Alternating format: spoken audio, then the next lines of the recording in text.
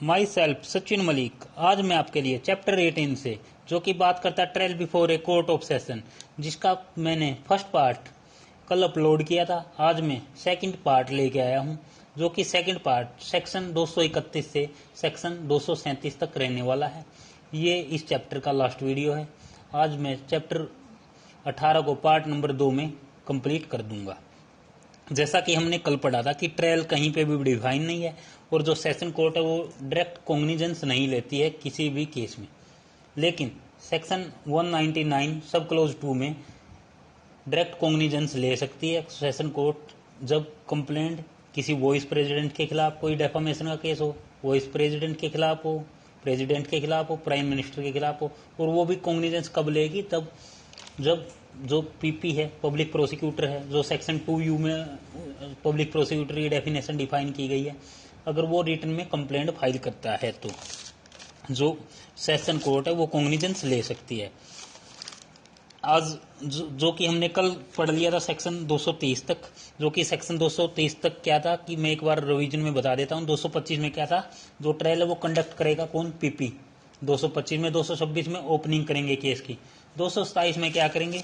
227 में डिस्चार्ज कर देंगे एक्यूज को, अगर ये जज को ये लगता है कि कोई एविडेंस नहीं बन रहा। 228 में क्या करेंगे? फ्रेमिंग ऑफ चार्ज कर देंगे। 229 में क्या करेंगे? एक्यूज से पूछा जाएगा कि तुम क्या ऑफेंस, जो ऑफेंस के लिए तुम अरेस्ट किया गया है, कोर्ट में पेश किया गया, तुम क्या वो एडमिट करते हो? अगर वो नहीं करता तो क्या करेंगे? डेट फिक्स कर देंगे एविडेंस के लिए, राइट। अब 231 बात करता है एविडेंस फॉर प्रोसिक्यूशन। 230 में क्या था? डेट फिक्स कर दी कि तुमने एविडेंस लेके आना है।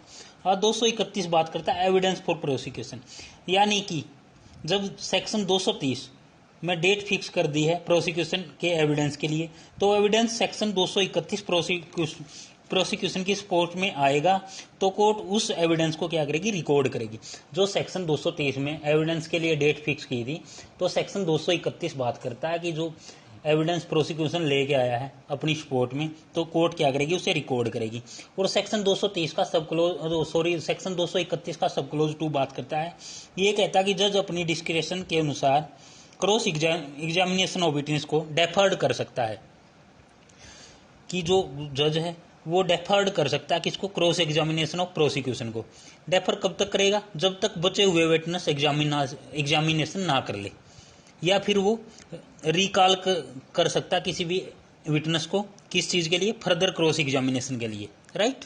अब बात करें, एक नया वर्ड यहाँ पे यूज हुआ है, क्रॉस एग्जामिनेशन। क्रॉस एग्जामिनेशन का मतलब है कि एक्यूज का एडवोकेट क्रॉस करेगा किससे? प्रोसिक्यूशन के एविडेंस से। और जो क्रॉस एग्जामिनेशन है ये चैप्टर 10 में एविडेंस एक्ट में डिफाइन किया गया है। जो चैप्टर 10 है एविडेंस एक्ट का, क्रॉस एग्जामिनेशन से डील करता है। सेक्शन 231 का सब क्लोज 2 यही बोलता है कि जज की डिस्क्रिशनरी पावर है कि वो जो क्रॉस एग्जामिनेशन के लिए जो प्रोसिक्यूशन का एविडेंस आया है उसको डेफर्ड कर सकता है। कब तक? जब तक वो पहले वाले विटनेस को एग्जामिन ना कर ले, तब तक वो क्या कर सकती है? कोर्ट क्रॉस एग्जामिनेशन को डेफर कर सकती है, मतलब नेक्स्ट डेट में रख सकती है, राइट। दूसरी क्या बात है कि वो फर्दर क्रॉस एग्जामिनेशन के लिए भी रिकॉल कर सकता है विटनेस को। तो वो कब करेगा? जब सेक्शन 311 सीआरपीसी में कोई एप्लीकेशन लगाएगा, कौन? प्रोसिक्यूशन, कि मैंने मेरा सम्मन मटेरियल का कोई विटनेस है उसको एग्जामिन करवाना, राइट। तो कोर्ट उसकी परमिशन दे देगा। सेक्शन 311 में ये एप्लीकेशन लगाई जाती है, राइट। अब बात करें फ्रेंड्स सेक्शन 232 की, एक्विटल। एक्विटल का मीन्स होता है बरी कर देना। यहाँ पे एक बात मैं आपको क्लियर कर दूं, जो सेक्शन 227 है वो बात करता है डिस्चार्ज की, राइट। और सेक्शन 232 बात करता है एक्विटल की। जो डिस्चार्ज है वो क्या होता है? वो चार्ज फ्रेम होने से पहले की स्टेज होती है, और एक्विटल क्या है? चार्ज फ्रेम होने के बाद की स्टेज होती है। ये बहुत ही मोस्ट इंपॉर्टेंट डिफरेंस है एक्विटल एंड डिस्चार्ज में, कि जो एक्विटल है वो चार्ज फ्रेम होने के बाद की स्टेज होती है। डिस्चार्ज क्या होता है? वो चार्ज फ्रेम होने से पहले ही की स्टेज होती है, राइट। दूसरा क्या? जो एक्विटल है वो जजमेंट होती है, राइट। जो डिस्चार्ज है वो कोई जजमेंट नहीं होती, राइट।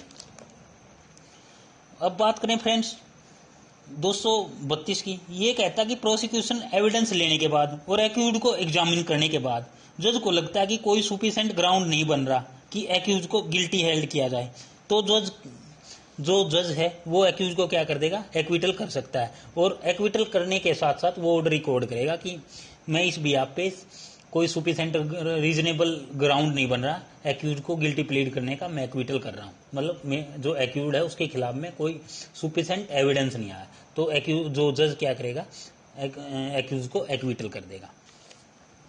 सेक्शन 232 में बात करें सेक्शन 233 की, जब एक्यूज को एक्विटल नहीं किया गया है सेक्शन 232 में, तो जज बोलेगा आप अपना डिफेंस लेके आओ, राइट।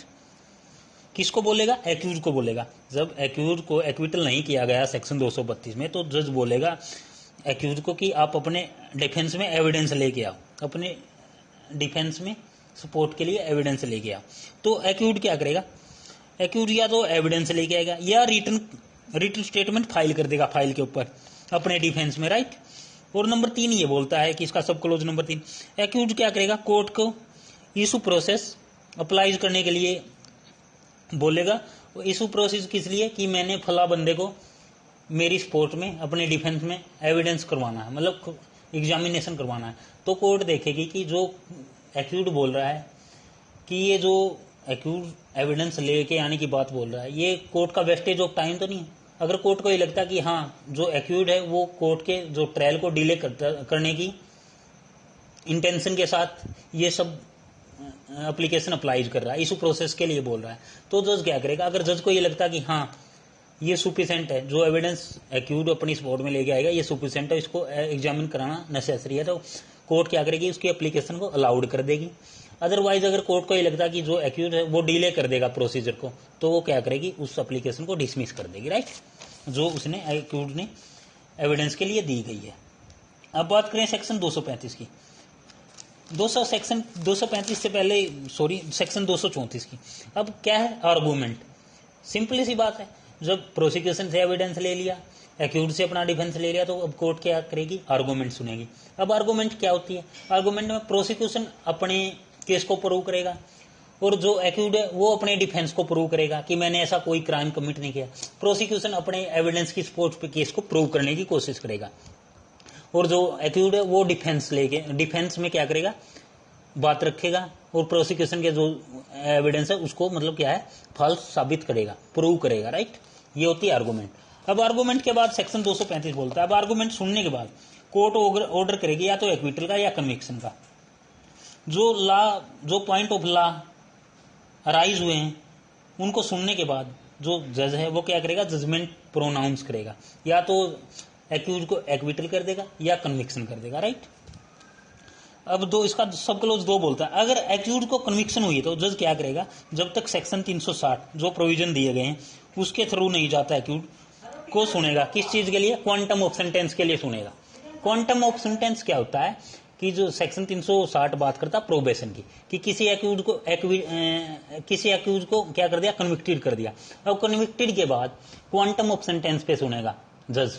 क्वांटम ऑफ सेंटेंस पे क्या सुनेगा? कि जैसे कि पहले कोर्ट ने कोई जजमेंट दे रखी है, फॉर एग्जांपल सेक्शन 325 में, उसमें क्या कर रखा है कि किसी बंदे को 2 मंथ की पनिशमेंट दे रखी है और वो ही सेम केस एक्यूज का है, तो एक्यूज क्या करेगा? क्वांटम ऑफ सेंटेंस पे जो ये बोलेगा कि आपने पहले ऐसी जजमेंट दी है उसमें जो एक्यूज है उसे 2 मंथ की पनिशमेंट दी गई है, तो मुझे भी वही दी जाए, राइट। क्वांटम ऑफ सेंटेंस पे या ये भी बोल सकता है कि मैं दोबारा ऐसा कोई काम नहीं करूंगा, मतलब गुड बिहेवियर पे भी उसको छोड़ा जा सकता है, राइट। अब बात करें फ्रेंड्स सेक्शन 236 की।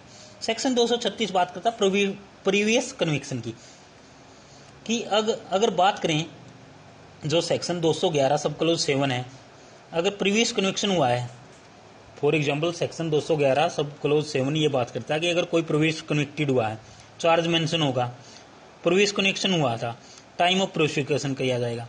अगर कोई ऐसा चार्ज मेंशन करती है कोर्ट कि जो एक्यूज है वो पहले से ही कन्विक्टेड है सेक्शन 211 सब क्लोज 7 में, और एक्यूज क्या करता है? उसे एडमिट नहीं कर रहा, तो जज क्या करेगा? सेक्शन 229 एंड सेक्शन 235 सीआरपीसी के प्रोसीजर को फॉलो करेगा और प्रीवियस कन्विक्शन को क्या करेगा?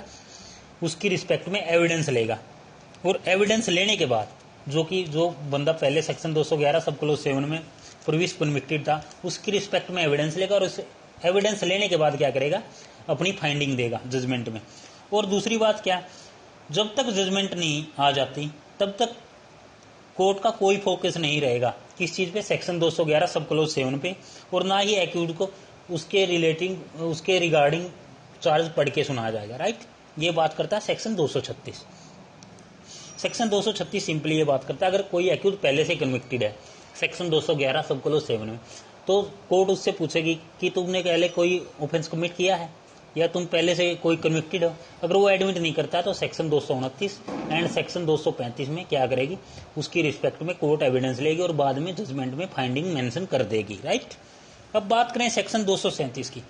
Procedure in case institute under section 199 सब क्लोज 2। कोई भी डेफामेशन का केस है, लाइक प्राइम मिनिस्टर के अगेंस्ट, वाइस प्रेसिडेंट के अगेंस्ट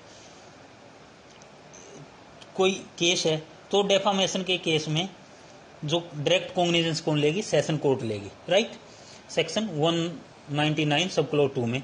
और किस आधार पे लेगी, जब public prosecutor written complaint file करेगा जज को, राइट।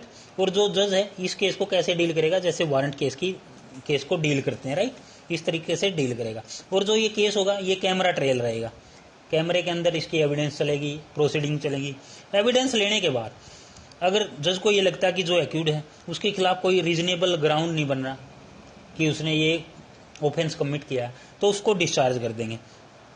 और डिस्चार्ज कर देंगे और साथ में ये देखेंगे कि जो एक्यूड है उसके ऊपर जो एग्जीक्यूशन है वो फालतू के लगा रखे हैं, राइट।